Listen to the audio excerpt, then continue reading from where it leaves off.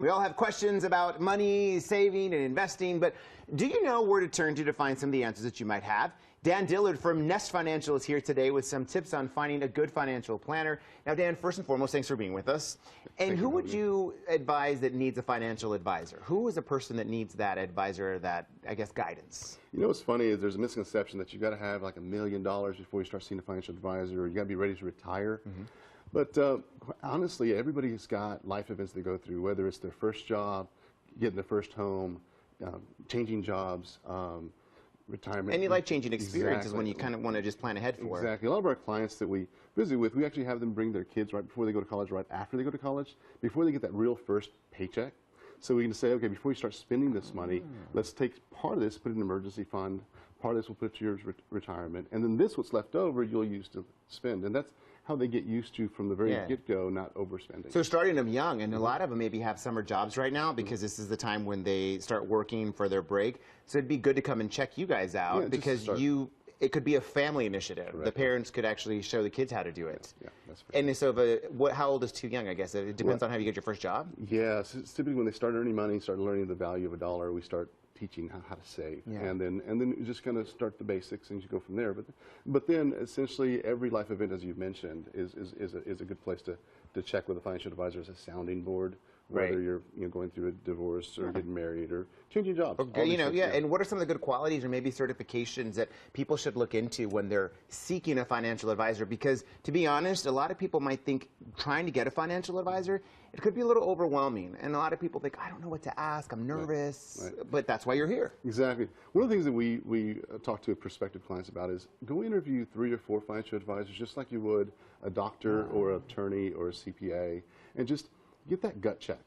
Understand that what an advisor's role. I like that gut check. Exactly. And an advisor's role, what they're going to do is give you guidance, and they're going to spend 3 or 4 hours a year with them. So make sure they're good educators, good communicators, and they speak your language, and so you feel like you understand what they're saying, because that's the guidance you're going to make your decisions the rest of the year. And kind of get that second opinion, like you've mentioned, because it's like when you go and see a doctor, you always want to go get a second opinion to make sure that you're being told the do's and don'ts of what could possibly be going on. Now, I like the name, Nest Financial. Tell us a little bit about that and some of the things you do at your firm, aside just from financial planning. What is it? What do you guys do? Yeah, so Nest Financial, I've been in financial planning for 15 years and worked for various firms. But when I wanted to create Nest Financial, I wanted to be totally different than the Wall Street. No suits. This is what I wear to work. Jeans and a polo shirt.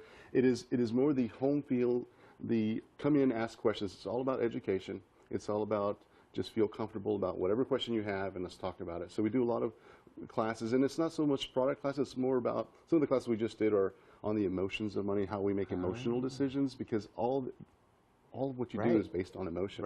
So we talk about that, how to have conversations with your spouse, with your kids about money, that kind of stuff. And it sounds like you break it down in terms that people can relate to. You make it easy for the clients. I mean, when they walk in, they see you in a polo and jeans, so they're not overwhelmed instantly by somebody who's in a suit and tie. Not that a suit and tie is bad, but they kind of feel more at your level. Casual, exactly. It's just about sincerity, about conversations. And you and I were chatting, you said you came up with the name Nest because you wanted people to have that nesting feel when they walk in.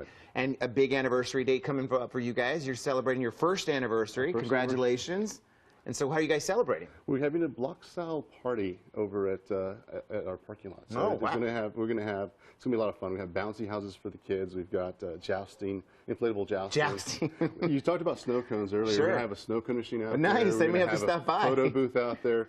And we have a performance by Boswell from 7 to 10 on the 24th. So the public is welcome. Just sign up on our Nest Financial Facebook page. And if people want to find out more about Nest Financial, they can clearly give you guys a call. Are you guys on social media, or is there any, and this is where they can find that information, nestfinancial.net, and you're on Facebook, and then there's your location and that number.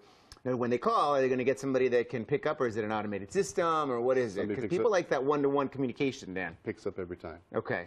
And so maybe 3 quick tips that for parents that are, their son or daughters maybe going to college, or maybe one quick tip that you can think of? Well, yeah, so essentially the biggest thing is your expenditures. What are you looking for as far as, when kids go to college, are you going to give them a credit card, a debit card, or what those things are? We want to make sure we visit with them about their budget on a monthly basis. Are they going to pitch in? One of the biggest things that we talk about in emotions of investing is make sure that they're vested in their college. Make sure they invest in experience. So maybe they get a 10-hour part-time jobs that they pitch into their.